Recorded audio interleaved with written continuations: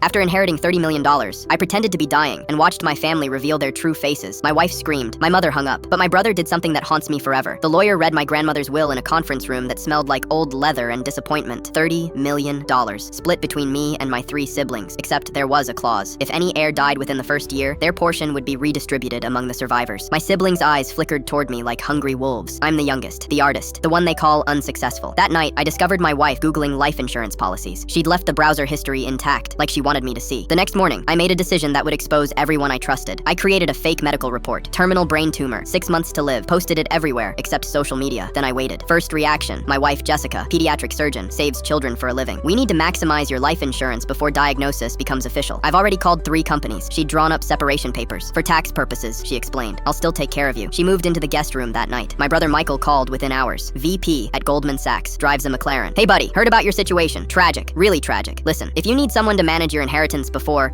I can set up a trust. You wouldn't want Jessica getting everything if you're separated, right? He'd already drafted the papers. All $30 million would transfer to him for safekeeping. My mother, the evangelical Christian who runs a prayer group for sick children. Sweetheart, God works in mysterious ways. Sometimes he calls his angels home early. But about grandma's money, shouldn't that go to someone who can use it longer? For the Lord's work, of course. She asked me to sign a donation pledge to her church. $30 million worth. My sister Charlotte, the family princess, MBA from Wharton. This is so unfair to you, but honestly, you were never going to do anything meaningful with that money anyway. At least if it goes to us, your legacy continues. She'd already contacted estate lawyers. I was ready to disappear forever when my doorbell rang at 2 a.m. My brother David, the one they all mock. Community college dropout, manages a McDonald's, lives in a trailer. He stood there sobbing, holding a duffel bag. I emptied my saving, $3,400. It's not much, but there's an experimental treatment in Mexico. I already talked to my boss about selling my trailer. We're going to beat this together. He moved in that night, cooked every meal, drove me to fake appointments, spent his lunch breaks researching treatments, sold his truck, his PlayStation, his father's watch, everything. For 2 months, I watched my minimum wage brother destroy his life trying to save mine while my millionaire family circled like vultures. Then I revealed everything at Thanksgiving dinner. The room exploded. Jessica threw her wine glass. Michael threatened to sue. Charlotte called me a sociopath. Mother said I was going to hell. David just sat there, confused, then relieved, then laughing so hard he cried. You gave me everything you had, I told him. When you thought I was dying, you chose love over money. Michael's face went white when I announced the real will reading was next week. Grandma had been testing us too. There was no inheritance yet. She was alive in Switzerland, watching everything through hidden cameras her lawyer installed. The whole family test was her idea. She left everything to David, all $30 million.